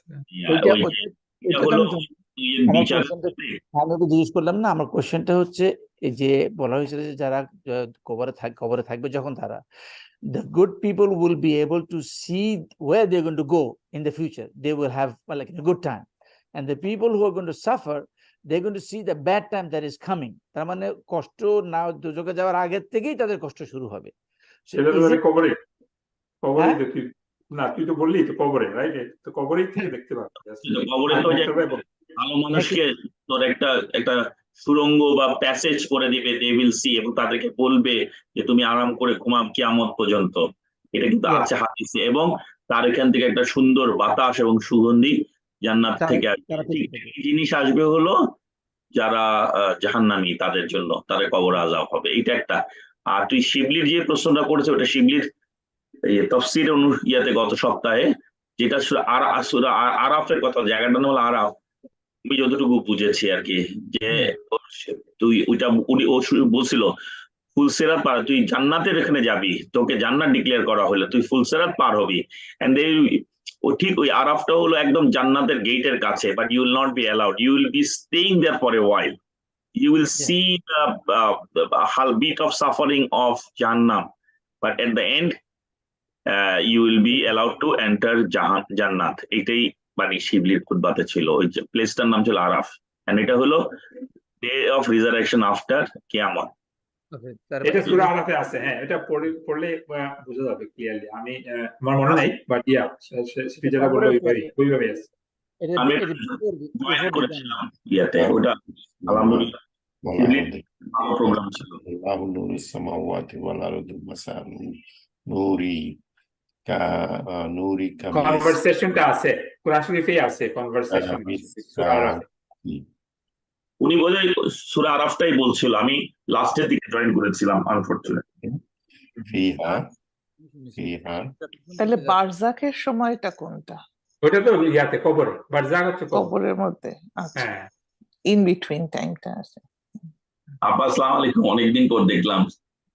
ও না, আমি গত ক্লাসেই শুধু ছিলাম না বোধহয়, গত ক্লাস আগে তো ছিলাম। ছিল না, আপনাকে দেখছি সোনিয়া দেখলাম যে লেটে। আমরা একটু উনি আসার আগে আমাদের একটু জাস্ট কথা বলি দুইটা, যখন ইয়া নাই। একটা হলো যে ওনার একটা অনারিয়াম বা সাদা বাড়ি আমরা ইয়া কিভাবে দেওয়া যায়, লোক সংখ্যাও কম, কিন্তু আমার কাছে মনে হয় ওটাও একটা, ওনার অনারিয়ামটা আমাদের ডিসাইড করা উচিত। হ্যাঁ, আর আরেকটা হলো যে আমরা 8:30 করেছিলাম আর কি। আমরা তো যাদের জন্য করছেন তারা তো আসতেছে না, তাহলে লাভটা কি হচ্ছে? করে ফেলি। হ্যাঁ, আমি সেটাই বলছি, লাভটা কি হচ্ছে। আর আপনারাও দেখছি যে আমেরিকাতে যারা আছেন তারা ওই এশার নামাজ ধরে 9টাকে এগ্রি করেছিলেন। আমি যদিও জানি শামীম বলছিল, আমরা কি করতে পারি, কারণ 8:30টায় উঠে বসে আছি, সেই 9টায় ক্লাস হচ্ছে, তাই না? আমরা আসলে কি করতে পারি? যারা বলেছে, জামাল ভাই তো আজ আসে কাল নাই। মুক্তার ভাই ফোন, জি ইসলাম আলাইকুম মুক্তার ভাই, আপনি তো ড্রপ আউট করে গেলেন মনে হলো। বক্তব্য আসেন নাই তো? তো না, ওই ফোন করেছেন মনে হয়। আমি এখন কি করব? আপনি কি ঢুকবেন একটু তাহলে?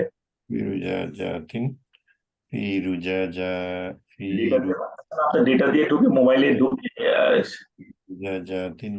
Syariah, Syariah,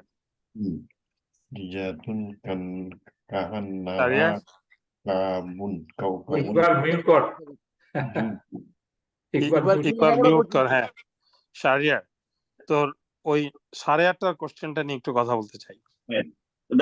একটু আর আমি মুক্তার ভাই ফোন করেছেন, আমি একটু জাস্ট শোনার সাথে, উনি ডেটা নিয়ে ঢুকতে পারছেন না ক্লাস। তাহলে একটু একটা প্রশ্ন ছিল, আপনি যদি ফ্রি থাকেন তাহলে আমি একটু শেষ করে আপনাকে একটা, আমার পার্সোনাল দুটো একটা প্রশ্ন ছিল আমি আপনাকে, আর জিয়া একটা প্রশ্ন করেছিল, আমরা কালকে নেক্সট ক্লাসে তাহলে এটা দিয়ে শুরু করতে পারি। আরাফ নিয়ে কথা বলতে চাচ্ছিলেন। ওকে ওকে ওকে ওকে ওকে, আসসালামু আলাইকুম মুক্তার ভাই। মুক্তার ভাই সমস্যা হচ্ছে উনি ড্রপ আউট করেছে ডেটা দিয়ে, উনি বাসায় কাজ করে মোবাইলে, এখন ডেটা দিয়ে ঢুকতে পারতেছেন না। সো উনি রিকোয়েস্ট করেছেন ওনার অ্যাপোলজি যেটা শেষ করে দেওয়ার জন্য আর কি। কালকে জিয়ার নেক্সট ক্লাসে জিয়ার প্রশ্ন দিয়ে শুরু করবে, উত্তর দিবে উনি, এটা বলেছে। আচ্ছা এখন শামীম বল যে 8:30টার প্রশ্নে কি বলতে চাচ্ছিলি?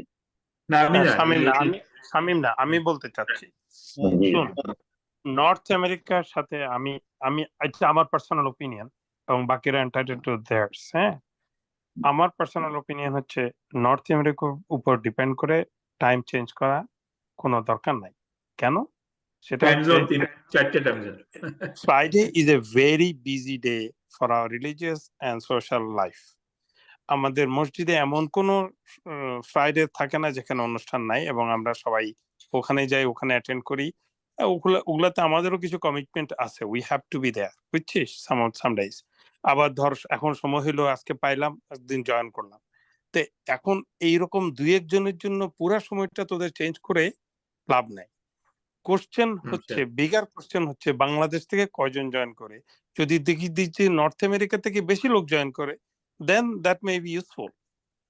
এখন তো আজকে যদি তুই দেখি সেখানে এটা নর্থ আমেরিকা থেকে আছে, আমি জসিম ভাই আর আমিন ভাই ছাড়া আর কেউ নাই। করিম, হ্যাঁ জসিম ভাই, করিম ভাই, আমিন ভাই আছে। আমরা Shahed out of the country, হয়তো 50 ভাই। আমাদের লোক সংখ্যা কমে গেছে, আমাদের এটা হলো ইস্যু, দুইটা ইস্যু ওনার ডিমোটিভেশনের জন্য। আমরা 11 জন পর্যন্ত, যে মোকাদ্দেমের বাচ্চা অসুস্থ, মোকাদ্দেম থাকলেও হয়তো জয়েন করে না, আমি দেখেছি। হ্যাঁ, আর টু মেনি প্রোগ্রাম এখন বাংলাদেশের লোকজন জয়েন করছে, যে শিবলি প্রোগ্রামে জয়েন করে, তারপর ওস্তাদ জুবাইরের program join. You can't have everything, বা হতে পারে হয়তো যে 4 হয়। তো আমাদের কিন্তু 18 জনের বেশি হবে না। আমার বেয়াই এখন প্রাইভেট চাকরি করে ইউনিভার্সিটিতে, ওনার শনিবার দিন খোলা। আফসোস করে প্রবলেমটা তো আমরা বুঝলাম, কথাটা হচ্ছে এখন আমার বলার জন্য বা তোর বলার জন্য কি লোকজন বাড়বে, না তাদের নিজের নিজের একটা সেলফ কি বলে রিলায়েন্স থাকবে, বা সেলফ একটা whatever the reason we are here। আমাকে তো তুই বলেছিস বলে তো আমি এখানে আসছি না, আমি আসতে চাই বিধায় আমি এখানে আসছি। আর গত সপ্তাহে আমি আমার বউর সঙ্গে বাচ্চাদের সঙ্গে মুভি দেখতে গেছি, আমি আসিনি। So these are all individual call. Muktar ভাই যেটা বলছে আপনারা সবাইকে বলে ক্যাম্পেইন করেন, এটা তো ভোটাভুটি না, ইলেকশন না। আমি সবাইকে বলা দোস্ত তুই আইতে চলে আসবা, শামীমের আসতে না না, পারলাম। সেটা না জিয়া, জিয়া ভাই, হয়তো আপনি এটা ভুল ইয়া করতেছেন। এটা কাউকে 30-35 বলার জন যদি জন্য না। এনরোল করে, 30-35 জন এনরোল করলে ওখান থেকে হয়তো 10 জন মিস যাবে, তো 20 জন যদি থাকে আর কি, এভারেজ। তো এখন ঝাড়িয়া যেটা বলতে যাচ্ছে, যদি এটা অনারেমের প্রশ্ন হয় এবং আমরা যদি ফাইন্যান্সিয়াল কমিটমেন্ট করি, is that going to increase our participation? আমি talking about two different thing. আমরা 8 জন থাকি আর 2 জন থাকি। আমি মুক্তার ভাইকে বলছি, মুক্তার ভাই আপনি হলেন আমাদের মেন্টর, আমি টিচারও বলি না, হ্যাঁ, আপনি ডিমোটিভেটেড হইতে পারবেন না। আর যদিও হন, এটা আপনার ভিতরে রাখেন, ভাবির সাথে কথা বলেন, আমাদের সামনে বললেন না। এই যে লোক কম, কারণ আমরা আছি যে কজন আছি। তো আমার প্রশ্নটা হলো, কিন্তু শিটু, that may not be enough, that this you're telling him that is not gonna probably correct. কেন? কারণ হচ্ছে উনার তো একটা, উনার সময়ের তো একটা ভ্যালু আছে। 2 জনের জন্য উনি কেন আসবে? আমার মনে হয় কি তোরা কি নর্থ আমেরিকার পার্সপেক্টিভ দেখছিস, একটা কালচারাল পার্সপেক্টিভ আছে, রিলেশনশিপ পার্সপেক্টিভ আছে। তো আমি না না না না না শাহরিয়ার ভাই, আপনি যেটা বলছেন সেটা ঠিক না। একটা মানুষ উনি যখন একটা খুতবায় যান বা একটা টিভিতে অনুষ্ঠান করেন, উনার ওখানে উনি অনেক মানুষকে পান। এই 7 জনের জন্য উনার Theoretic, কোনো yeah. এটা এটা এটা কিছু এসেই মানে উনার জন্য এটা ডিমোটিভেটিং, এটা দ্যাটস ট্রু।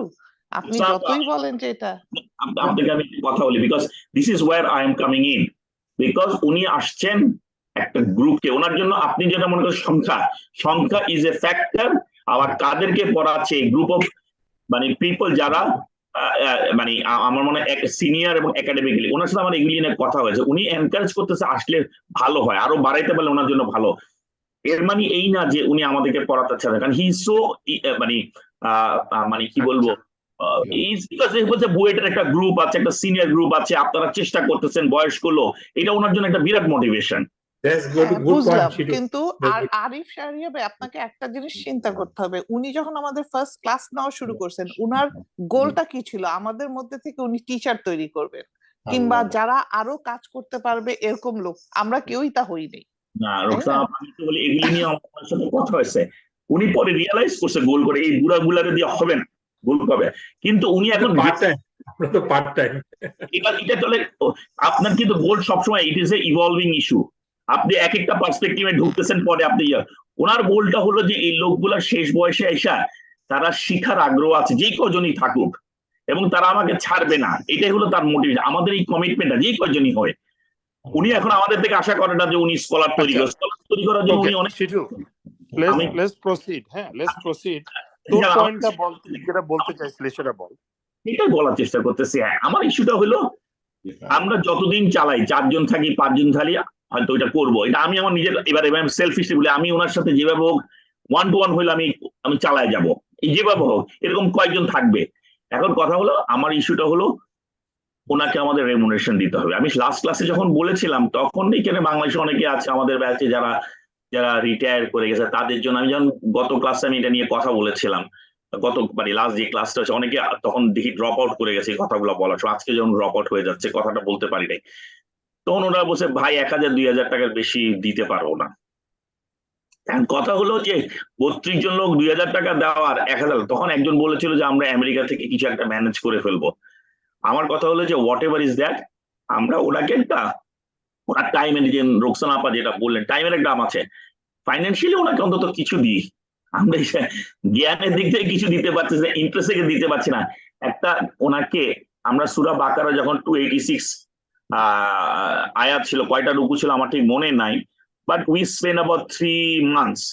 এখন 3 months এর জন্য যদি আমি ওনাকে সপ্তাহে যদি 4টা ক্লাস ধরি, 3-4 12টা 14টা ক্লাস, পার ক্লাসে যদি আমি 5,000 টাকা বলি, 5-12 84,000 টাকা উঠে। এখন আমাদের 8 জন লোক দিয়ে 84,000 টাকা নিয়ে কিভাবে করা হয়? বাকিরা বললো যে 1,000-1,500 টাকার বেশি করেন না, আর অটো বলছে যে একবারে না দিয়ে 3টা ইনস্টলমেন্টে দেন, বিভিন্ন ধরনের ইস্যু গুলো আছে।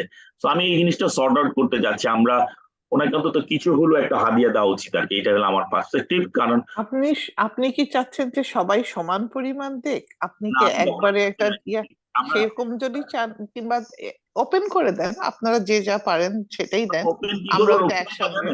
টোটাল টার্গেট, হ্যাঁ কতজন আছে যাচ্ছে? ওপেন আমি যে জায়গায় করছি এখানেই আমার প্রথম ইস্যু ছিল, আমরা একই প্ল্যাটফর্মে ওই ইয়াতে ওস্তাদ জুবাইরও আছে, শিবলিও আছে, আমরাও আছি। এখন আমি এমন একটা প্ল্যাটফর্মে কথা বলবো, ওপেন করব, যেখানে জুবাইর ওস্তাদ ওনার রিমুনারেশন নিয়ে ডিসকাশন শুনবে, এই মুক্তার ভাইয়ের কথাগুলা। আমাদের কিন্তু প্ল্যাটফর্মটা আমরা শুরুতে আলাদা করতে চাইছিলাম, এই এখন এখানে স্ট্রাগল, আমি কার কাছে লিখবো যে আমরা ওনার জন্য খুতবা দিতে টাকা কালেক্ট করব, সেখানে আলাদা আলাদা করে প্ল্যাটফর্ম শিটু, প্ল্যাটফর্ম তো কি, WhatsApp group is not the platform. তো এইখানে ক্লাসের শেষে মুক্তার ভাইয়ের থেকে টাইম নিয়ে আমরা এই আলোচনাটা করা দরকার, যারা এই ক্লাসে পার্টিসিপেট করে, হ্যাঁ যারা এই ক্লাসে পার্টিসিপেট করে।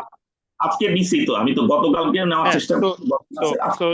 So let's discuss here. এখন কোশ্চেন হচ্ছে, যদি দোস্ত শোন, যদি কেউ 1000 টাকা দিতে চায় বা 1500 টাকা দিতে চায়, how are you going to implement যে না আপনাকে 5000 টাকা দিতে হবে কিংবা 10,000 টাকা দিতে হবে? They will drop off. আমাদের প্রিন্সিপাল ছিল যে আমরা কার কাছে চাবো না, মিনিমামটা বলে ছেড়ে দিব।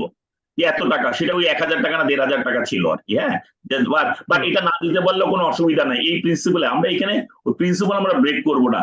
What I'm trying to say is what should be the minimum amount that we should pay him and how we are going to raise that, and knowing that Why did you আমি- propose? She to I- propose Bangladesh's against it. আমাদের admin ছিল এতেশাম, মোকাদ্দেম ছিল, এই না কস্টিংটা তুই এখন তা ধর আমি আই এম সো সরি, আমি বোধহয় 3 মাসে বা 6 মাসে একদিন জয়েন করতে পারি না।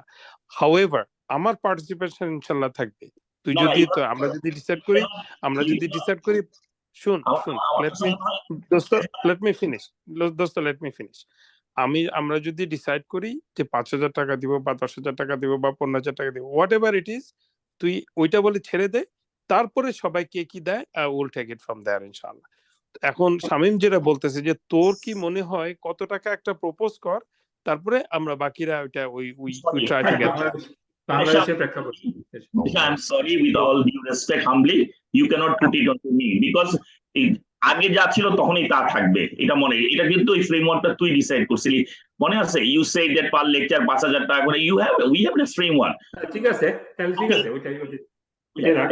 যদি দেখি যেটা 3 মাসের একটা প্রোগ্রাম, প্রতিদিন যদি 5,000 টাকা করে করিস, তাহলে 3 মাস শেষ।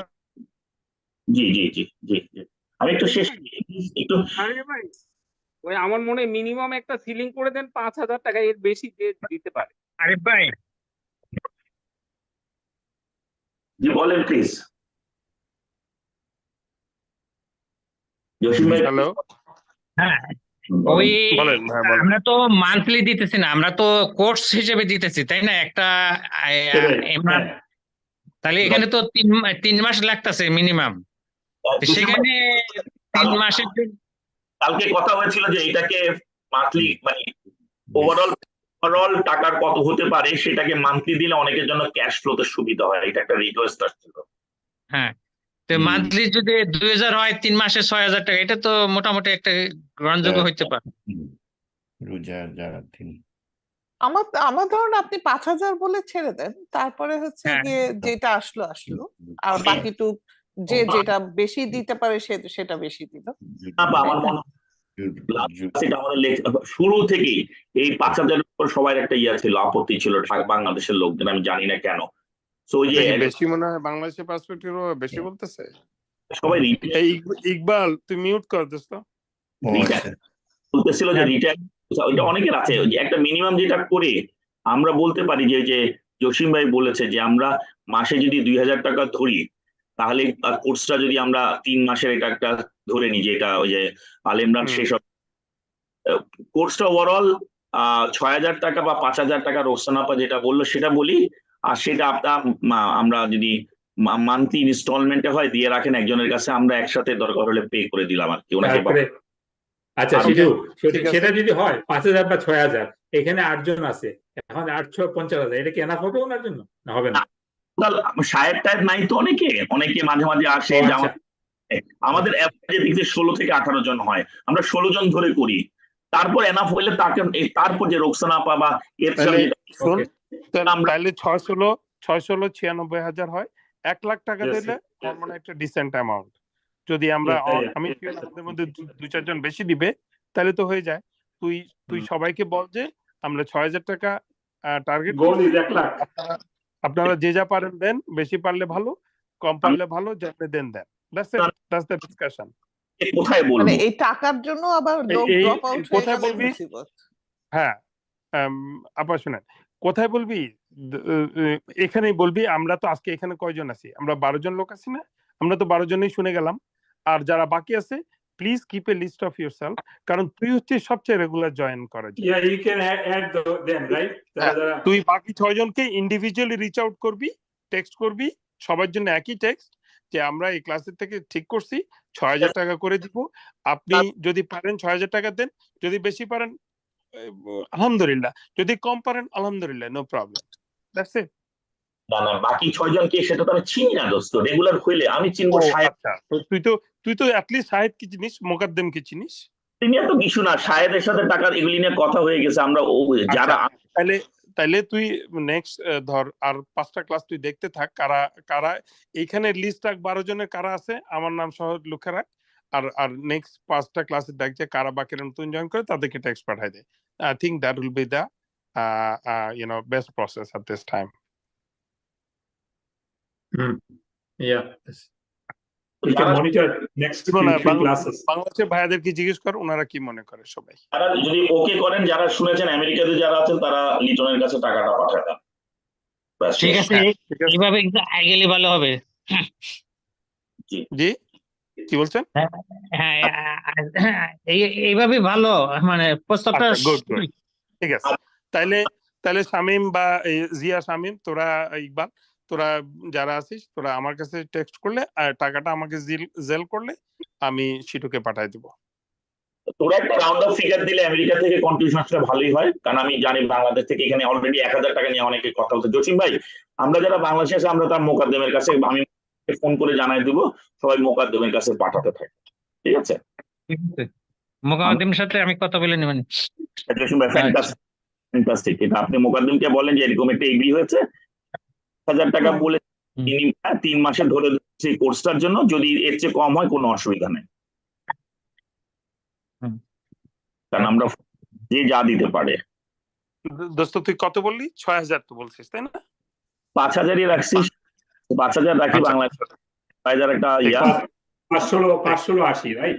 16 জন বলছিস বলতেছি না, এখানে হয়তো না উঠতে পারে। হ্যাঁ, আমার কথা হলো যে হয়তো আছে, আমরা যদি একটা রাউন্ড অফ ফিগার আমাদের অ্যাফোর্ডেবিলিটির মধ্যে যারা দিতে পারি, তাহলে আমরা হয়তো একজনকে কম্পেনসেট করতে পারি।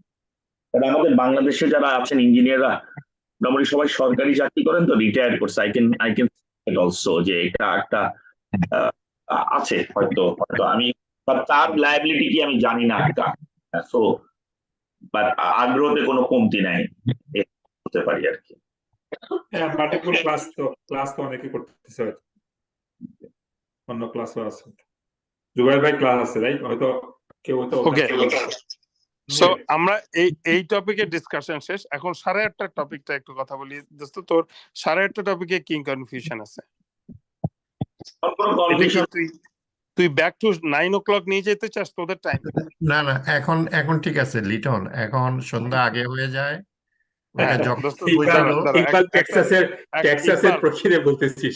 ইকবাল, কনসার্ন হচ্ছে তুই একা হয়তো বা জয়েন করিস, আমি জানি আমি 0 জয়েন করতেছি, আমি গত 3 মাসে একদিন জয়েন করছি আজকে। এখন তুই একজন যদি রেগুলার জয়েন করিস আর বাংলাদেশ থেকে যদি 10 জন জয়েন করে, তাইলে আনফরচুনেটলি ওদেরকে একটু প্রায়োরিটিটা আমাদের দিতে হবে। এখন সেটা যদি তুই যদি সবাই বলিস যে 8:30 তোদের জন্য টু আর্লি, তাহলে তোদের জন্য কি টাইমটা বেটার সেটা চিন্তা কর। আর তুই আমেরিকা থেকে কয়জন জয়েন করে? ইকবাল, আর কে জয়েন করে তুই ছাড়া? আমি জয়েন করি, আছে যারা জয়েন করে। জিয়া, তুই আছিস? জিয়াও জয়েন করে। এই তো 4-5 জন রাইট? এই তো 4 জন বাংলাদেশ থেকে আমার মনে হয় না, আমি দেখি না 2-4 জন ছাড়া। আর 4-5 জন না, আমরা 18 জনকে চিন্তা করেই করি। বাংলাদেশ আমেরিকা থেকে আছে, ইকবাল আছে, শামীম আছে, এতেশাম আছে, সোনিয়া আছে, রুকসানা আপা আছে, তারপর জামাল ভাই মাঝে মাঝে আসে, জিয়া আছে, এই তো, আর কাউকে দেখি। আর কেউ আছে? সো এখানে 7 জনের মতো আছে, 7 জনের মতো আছে। আমি আমেরিকা বলতে নর্থ আমেরিকা বোঝাচ্ছি, রুকসানা আপা তার আমেরিকাতে নাই literally, but she is counted as America. উনি সবসময় আমাদের টাইম ফ্রেমে জয়েন করে। আমার কোনো অসুবিধা নেই। আমি রুকসানা আপাকে আমেরিকা বলি না, আমি বলি তোরা কি কানাডা, নর্থ আমেরিকা গ্রুপ। জি, কানাডার টাইম আছে আপাতত তো ইয়া, তো আমার প্যাসিফিক টাইম, সো কোনো অসুবিধা নেই। জি, ওনা she is always good, she has been always there around them. she didn't show up for a year. তাহলে আমার রোগে ধরছে কবে? আমি শুধু গত লাস্ট উইকের ক্লাসে আসিনি, আমি তো সবসময় এখানে। আচ্ছা, সরি, তাইলে আমরা তুই জয়েন করিস না তাহলে ইকবাল? আর আমার বোন শুনি না, শুনি অন করে না। আমাদের কিছু ইন্টারাকশন থাকবে রাইট? কারণ শুক্রবার তো দাওয়াতটা অনেক সময় হয়ে যায়। জি, অনেক সময় ঝামেলা থাকে, অনেক সময় গেস্ট থাকে, হয়তো মিস করবেই, এটা করার কিছু নেই, এটা কিছু করার নেই। হ্যাঁ, ওটা ঠিক জানি না। I am fine 9, 8:30, I am fine 9:30, কোনো ইস্যু নেই আমার জন্য। বাকিদেরটা আমি বলতে পারি না, কারণ শনিবার দিন অনেকে চাকরি করলে তাহলে কেমনে করে, এটা অনেক ইস্যু আছে, এইসব প্রশ্নের জবাব দেয়। আমরা আপাতত 8:30 রেখে আগাইতে থাকি, একটা সেটেল করে বারবার চেঞ্জ করাটা আমার কাছে মনে হয় না, আমার ওই যে অস্ট্রেলিয়ার একজন জয়েন করতেন, উনার কোনো প্রবলেম হচ্ছে নাকি, উনি আছেন নাকি আর জয়েন করেন না, সেটাও একটা। ক্লাসের আগের ক্লাসে ও বলেছে ওর কোনো অসুবিধা নেই। আচ্ছা, তাইলে তার কোনো অসুবিধা নেই। 8:30 জিয়া ভাইয়ের জন্য 8:30 হলে ভালো হয়, তারপরে শাহিন আলম ভাইয়ের জন্য 8:30 হলে ইকবাল ভাই ওনার জন্য ভালো হয়। তো আমার তো মনে হয় না কোনো অসুবিধা আছে। আমি সবার জন্য 8:30 হবে না আর কি, যাই হোক। এখন মাগরিব আগে তো আমি আর বাগানে কাজ করতে পারি। ইকবাল, তোর জন্য 8:30, জিয়ার জন্য 9:30, you understand that, right? So আমার এসার সময় হয়ে গেছে। I be at but 8 by 8 is here sunset. So I be home না, inside. ওই ক্ষেত্রে যা করতে হবে, I will be 10 minutes late, মাগরিব পড়ে আমি জয়েন করবো, দ্যাটস ইট, শেষ। হ্যাঁ, আমার যেমন ক্লাসের মাঝখানেই মাগরিব পড়তে যাইতে হয়, আমাকে বের হয়ে যে আমাকে আবার আসতে হয় আর কি। মানে আমি 10 মিনিট না থাকলে এমন তো কিছু হবে না। হ্যাঁ, সেটাই। আর যদি ওইটা ইম্পর্টেন্ট থাকে পরে রেকর্ডটা শুনে নিবি। যেটা আগে রাইট, নামাজে মাগরিবের সময় পড়তে হবে কোরআন ক্লাস বাদ দিয়ে। আজকে আমি 6টা বাজে গেছি হাঁটতে, 6টা থেকে 7টা, তারপরে আইসা মানে তোর মতো নামাজ পড়ে আবার যাই না হাঁটতে। না, যাই হোক, যে যখন করলি, আমি বলছি মাগরিবের সময় তো যেহেতু কম, মাগরিবের নামাজ পড়তেই হবে আমাকে 10 মিনিট বাদ দিয়ে, আমি তো 10 মিনিট থাকবো না ক্লাস, অসুবিধা কি? ইকবাল, ওই জন্য হাঁটাটা ভোরবেলা, কারো মাগরিব সময় হবে, কারো এশার সময় হবে, কারো সন্ধ্যা 6টায় গিয়ে যাই, ভোরে হাঁটতে গেলে আর you have to get up early. আজাদের জন্য কখন? সকাল হচ্ছে মনে হচ্ছে। You have to get up early. Correct কলেজে কি ট্রেনিং পাইছিস তুই? আমি তো আরো 4 বছর আরো এক্সট্রা ট্রেনিং করছি, তারপরও বুঝছি। থাকাতে এই প্রবলেম থাকবে, কারণ আমরা বিভিন্ন টাইম জোনে। আর তোরে যে এটা আগায় এনে তোকে যে গার্ডেনিং এর সুযোগ করে দিয়েছে, সবাই তুই ফল ফসল দিছিস? বলতে যাচ্ছি একটু হ্যাঁ, সবাই আমরা হাঁটাটা তুই করে, তোর অবস্থা হয়েছিল আমার তামান্নার ইয়ার মতো, পেশেন্টের দাদার মতো। ভোর 4টার সময় তাজ্জুদ পড়তে হয়তো আমার ওয়াইফকে ফোন করতেছে, আজকে কি সকালে কি আপনি ইয়েতে আউটডোরে বসবেন? তো তামান্না বলছে, বাবা এটা তো আমি তো এখন তো সকাল 4:45 বাজে, এখন নাই। তো উনি ঘুম থেকে ওঠে নাই বলতেছে, মানে উনি ভাবছে উনি জায়গায় আছে হোল ওয়ার্ল্ড। এখন তোর মতো অবস্থা আর কি, হাঁটার কথা বলে সবাই মনে করতে হাঁটতেছে। আমি সকালে যাই না, আমি সন্ধ্যায় বিকালে যাই, সিয়াস্তা করি। এনিওয়ে, এগুলো সাইড টপিক। আমার কাছে যেটা মনে হয় কি, একটা সাজেশন হলো যে আমরা যদি আগে জয়েন করি, পরে ওস্তাদ মানে মুক্তার ভাইকে খুশি করার জন্য আমরা যাতে একটু কম্পিউটারটা অন করে তারপর নামাজ পড়তে চলে যেতে পারি। একটা হি নো যে ওনার গণনায় দেখা যাচ্ছে। আমি চিটিং করাটা ঠিক হবে। ভাত খাইতে বসলাম।